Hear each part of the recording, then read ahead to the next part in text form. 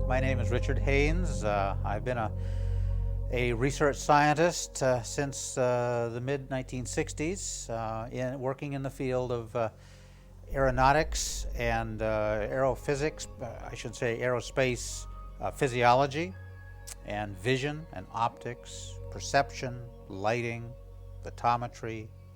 I've worked on the Gemini program for the space program, worked on the Apollo program, the Skylab program, on several aeronautical programs, and I retired from federal service in 1988, and since then I have taught at a local university.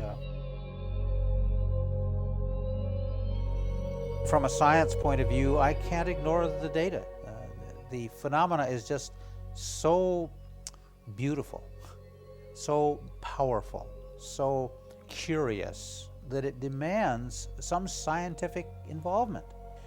And I feel that the pilot sightings are very valuable because of a number of factors. The pilots are highly educated and trained for the first point. And what that means is that they have a career at stake. And they're not going to come forward with a report of some strange object or light off the side of the aircraft or near the aircraft unless they've already eliminated all of the prosaic explanations. They're just risking their career to do so. And so that's the first reason I like pilot cases. Another reason is that they're flying aircraft that are just packed with electromagnetic sensors on board of all kinds, you see, or equipment that may be influenced by EM radiation. And so if we can find some characteristic change in those instruments, or the radio, or radar, or the direction finder, or VORs, or DMEs, or various kinds of onboard cockpit instruments, we're learning something about the nature of the radiation that's, we think, related to the phenomena in some way. And of course, that's what science is about then. Science can get interested in the phenomenon if it has some good firm data to work with. In some cases, jet interceptors, Air Force interceptors have been set up, many cases actually, to help or to identify or investigate the phenomenon. But the pilot might ask for radar coverage. Did you see anything on radar? And Captain Daniels' story includes that very event. Did you see anything on radar? And Boston Air Traffic Control said, no, we don't see anything. But sometimes they do. I have many, many cases in my AIRCAT files where there is good positive visual radar correspondence. I'm asked quite often to say something about AIRCAT. These initials stand for Air Catalog. This is a rather extensive library I've been collecting for almost 30 years now from commercial, military, private, and test pilots. I have over 3,000 cases now. A certain proportion are certainly historical that I've not interviewed myself because in some of them they're so old I wasn't even alive. I wasn't born yet. And many of them come from Project Blue Book, which is the official Air Force study of the subject. But many of the more recent ones I have investigated and have tape recordings or video recordings of the interviews with the pilots. I have FAA tapes that you can obtain as a citizen through Freedom of Information Act requests. And so this database is very large, and those cases that are not complete are usually the result of what I would say a hesitancy on the part of the pilot to disclose everything. If they're a commercial pilot, for instance, there may be concerns about job security or ridicule, some reasonable, I shouldn't say reasonable, but understandable reasons why they won't report. I got a helo. Yeah, it's getting really bad on this thing. I would say in half of the cases at least, the phenomenon appears to approach the airplane, not the other way around. It's as if the aircraft is the focus of attention or curiosity, if I may use that word, of the phenomena. That the pilot's flying along minding his own business, and something comes up alongside one wing for 15 minutes at cruise altitude, cruise speed, and then sometimes we'll flip over to the other wing or stay right at the nose of the aircraft and then do barrel rolls along the flight axis. Some very interesting maneuvers, the kind of flight maneuvers that our aircraft are generally not capable of doing. Here's an interesting case involving magnetic compass deviation. It took place on May 26, 1979 at about midnight over south central Utah. And this is a private aircraft. James Gallagher had left Blackfoot, Idaho before midnight, and it was now at 10,000 feet altitude in his light aircraft. And he was just south of the Challis National Forest, intent upon landing at Friedman Memorial Airport at Haley in Idaho, about 14 miles south of Sun Valley. In his own words, quote, "I looked up in front of me and saw these 5 orange objects in a horizontal formation in front of me, and then they tilted like an aircraft would dip its wings, and I thought it was lights on an aircraft of some kind. Then they spread out, and I knew damn well it wasn't an aircraft," unquote. At one point, the object regrouped and formed a vertical line. Then they moved around randomly, apparently coming closer to me. Then all 5 came to the left side of my aircraft. Quote, "My magnetic compass started spinning, and my automatic direction finder started spinning. At that point, they were in a straight line formation, and then they just blinked out. I did have trouble receiving on the radio because of heavy static, and my engine started running rough." Unquote. It's also of interest to note that a Braniff flight crew also reported seeing orange objects below their altitude the same morning, while flying at 35,000 feet altitude, only 120 miles south of Gallagher's sighting. And again at 2:53 after midnight a.m., when they were some 70 miles northwest of Ogden, Utah. Ground radar also tracked the objects during this encounter. So there we have an interesting case of several aircraft, compasses deviating, radio frequency interference, and radar. There's a wealth of data there.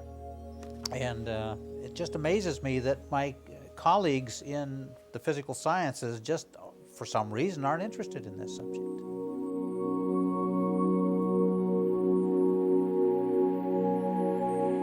Recently, I went through all of my thousands of pilot reports. And I was looking in that review just for American aircraft, registered aircraft. And within that subset, not foreign, but American, what number of reports could I find that seemed to impact aviation safety? I found 100 cases that I felt had some important impact where flight safety was impaired or reduced in some way. Now, in the process of doing that, I had to read all the foreign cases as well. And I was blown away by the similarity of close encounters of American and foreign aircraft, flight crews, let's say. It suggests that the phenomenon is worldwide, obviously. We take that for granted now. It's not showing up differently by culture, for instance. That the behavior of the phenomenon near an aircraft is the same for foreign aircraft as it is American aircraft, as I would expect. So we start raising questions about intelligence. Is there some intelligent guidance behind the phenomenon? Well, that's a scientific question. That's a valuable scientific question. And to me, where I am right now in the data analysis, I think there is. I'm gaining more and more data to make this case that there is a high degree of intelligence and control behind this phenomenon. But when I look historically back at the data from 50 years ago, well, I know something about aerospace technology from the space program, at least. I don't know about the military work because that's been highly classified. But from the last 50 years or so of automation I could say that at least in the non-black programs, we could not do what these objects were reported as doing. And so that says that if it's intelligent, it's probably not human intelligence. To me, intelligence is generally shown by non-random kinds of events, regular events, for instance. And my book called Project Delta is an analysis of multiple objects seen either from the ground or the air. There are many pilot cases there. But when I look carefully at the flight dynamics, the flight formations that multiple objects seem to display next to a pilot, I have to say that they are precisely guided, that they know where they are in three-dimensional space at any moment. They know where their neighbors are in three-dimensional space. They seem to be able to communicate so that they all execute maneuvers simultaneously. Not like the Navy Blue Angels that take a little, a fraction of a second before the reaction time sets in. They would like to be simultaneous, but they're really not. There's a time lag there. But another illustration of intelligence, and this can be disputed, this can be debated, I understand. I had a B-52 captain tell me once that he was flying in the front left seat of a brand new B-52 from Wichita, Kansas, where it was made by the Boeing Corporation. And his job was to ferry that aircraft with a light crew, not a full crew, to an Air Force base in the southwestern part of America. Clear sunny day, beautiful bright sky, and an object, a round sphere, probably 4 or 5 feet in diameter with no markings, no rivets, no seams, no insignias, no USAF on the side, showed up right off his left wingtip. Well, his co-pilot said, "Captain, we have an object off our right wingtip," and he described it, and it was the same shape, size, and identical to this one on the left wing. So there's two objects now, keeping up with the aircraft at cruise altitude and cruise speed. Well, to make a long story short, he told me that an object showed up behind the aircraft, above the aircraft, below the aircraft, and off each wingtip, 5 total. And I said, "Well, what did you do?" He said, "Well, I hit the autopilot button on the control column and went into evasive maneuvers, which is kind of standard operating procedure, to try to shake these things." And he said, "I tried to, if they were balloons, they weren't going to keep up with us very long. If they were birds, why were they at that altitude and flying at 300 or 400 miles an hour, so forth and so on." Good, typical piloting behavior, checking off what they weren't, you see. Well, he said, no matter what I did with that aircraft, they stayed with the aircraft perfectly aligned. It was called station keeping. So he said, after a while of this, we're running out of fuel and I have a job to do. He said he added power, got back up to cruise altitude, and put it back on autopilot. And he said after 15 or so minutes more, the objects departed from the aircraft in the exact opposite order they arrived. Intelligence. To me, that's not random. That's intelligence. That's deliberate. I can say happily that we don't know of any major cases where deaths have occurred from UAP. The reason for that's very interesting, that there have not been any collisions that we know of with commercial flights from UAP. Why? Because the phenomenon seems to get out of the way in time. Highly maneuverable. Great deal of energy to deal with. And flying an airplane is fundamentally manipulating energy from one form to another. Thrust vectoring is another way of thinking about that. Well, now think about that for a moment. That if this phenomenon is so maneuverable that it can avoid a collision at the last minute, and this technical report has scores of cases like that, zipping over the top of the aircraft just at the last moment. Pilot doesn't do anything. That says something about intelligence, doesn't it? It suggests technology, at least. It suggests an understanding of energy management that I don't think we have. Now, some skeptics will say that these are all visual illusions, and I can't buy that. Not all these cases. Not with 3 sets of eyeballs in that cockpit. not with radar confirmation, not with ground confirmation by radar, or even additional aircraft nearby. Pilots, being human beings, are subject to the same pressures, psychological pressures, as anyone is in our culture against reporting these strange experiences, these strange phenomena that shouldn't exist. The authorities tell us there's no threat. They tell us that there's nothing to worry about, that there's really nothing there. So why report something that's not really there? You see? So pilots, being professionals, have careers at stake. And so it's easier not to report them, so they don't report them. Now, we don't know how many are not reported. All we know is the number that are reported, obviously. But my estimate is that for every one pilot who does come forward and makes a confidential or a public report, I would estimate there's 20, 30 other pilots who don't.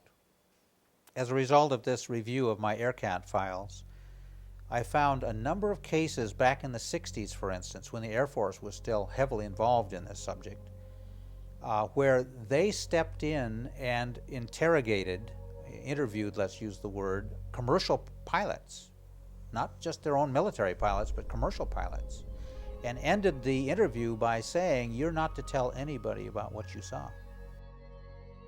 Captain Kenju Teruchi was piloting a Boeing 747, Japan Airlines, from Paris, France to Tokyo over the polar route.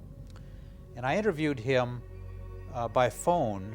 I'm the only civilian to interview this gentleman, after he and his crew had a major sighting over northern Alaska on their way to Anchorage to land for refueling. And as a result of his following the rules, which he did, making a report out, landing safely, delivering the cargo, being a good pilot, Japan Airlines asked him to not fly anymore. And I happened to meet the chief medical officer for Japan Airlines on that incident, and I asked him why. Why did you relieve Captain Teruchi from his flying duties? Flying a desk, right? And his answer was, well, we convened a medical review board on this incident, and we decided that it was not wise for Japan Airlines to have a pilot flying who sees such strange things. And that was the answer given. So Captain Teruchi was then not demoted, I guess you'd say, but at least in that culture, that's hard on the ego, on self-image, on pride, very hard. And so I have to tell you the end of the story, and it was that I may have said too much to this Japanese gentleman in a three-piece suit in Japan Airlines, but I said, well, I have to disagree with you, sir. I think you have a fine pilot there. Captain Teruchi is a very fine pilot. He did follow the instructions. He did report accurately. He did maintain control of that aircraft at all times. He did deliver his cargo. And he was not the only pilot that I know of that has seen such strange things as that. Very large objects, for instance. This was a huge object near his aircraft. And he said, well, that's very interesting. Would you like to submit any information in his behalf? And I said, I'd be delighted. So I came home and put together a packet about 2 inches thick, where I said all this in writing and appended examples from my files of similar cases to show that Captain Teruchi was not the only person who's ever had an experience like this. And I sent it off to Tokyo. Never heard another thing for about, I don't know, maybe 6, 8 months, a year, maybe even a year, I don't remember now. And I learned later that he was reinstated to flying status. So he's now flying again, I'm happy to say. There are very often multicolored lights on these objects, daytime and night. Well, why do you need lights on in the daytime?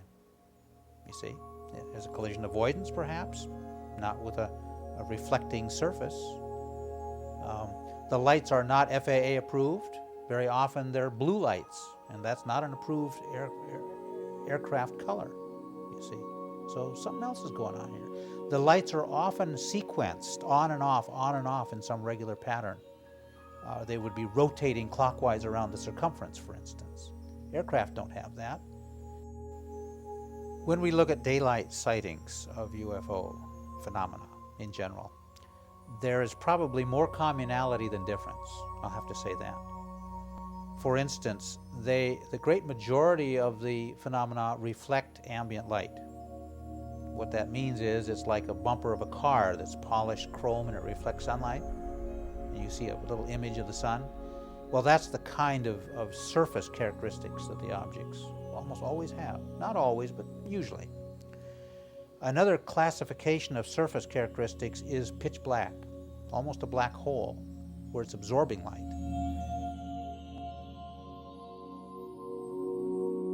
For instance, during the daytime, the great majority of these objects seem to reflect light just like a solid surface would, just like a chrome bumper of a car would reflect sunlight, for instance.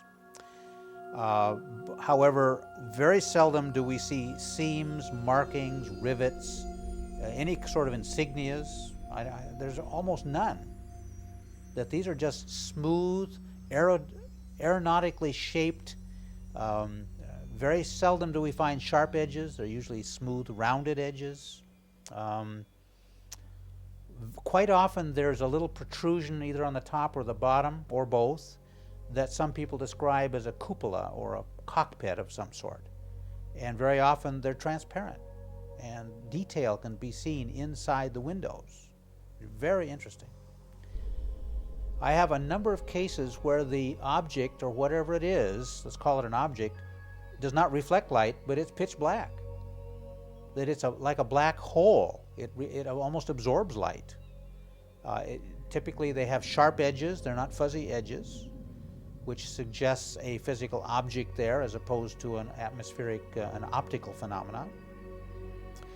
And one case in particular comes to mind, and this is a Canadian pilot flying by himself in a two-engine propeller cargo aircraft, a DC-3, and he's flying about sundown to the south after having dropped off an oil crew at a little dirt strip north in Canada, Saskatchewan, I think it was.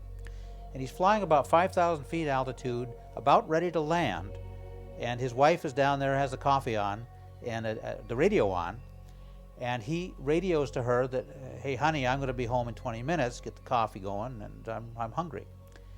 And he said to me that off to the western horizon, the sun is about on the horizon ready to go down, he noticed a black speck, and at that great distance off to his right, he thought it was another aircraft. So he kept an eye on it. He just keeps on going straight ahead, obviously. He said this object, whatever it was at his altitude and moving rather quickly from right to left until it was pretty much right ahead of him. And then he said it stopped. It came to an abrupt halt right in front of his aircraft, and he started to gain, the distance was lessening, and it got bigger and bigger and bigger. I said, well, what did it look like? He said it looked like a bullet. It was flat on its rear end, pointed on its front, and kind of parallel at the top, and then it tapered down to the point on the front. Well, what did you do?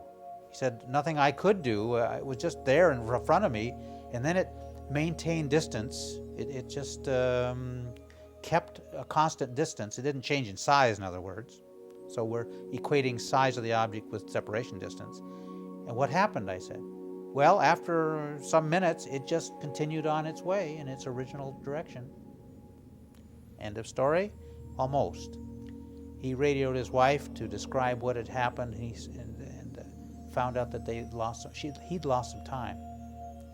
Some time had passed, longer than should have normally from where he was to where he should be going to land the aircraft. And I suspect when the object was right ahead, that's when the missing time occurred. And for a pilot to look you in the eye and tell you that, at 100 yards distance at altitude, that has a great emotional impact on me, I must say.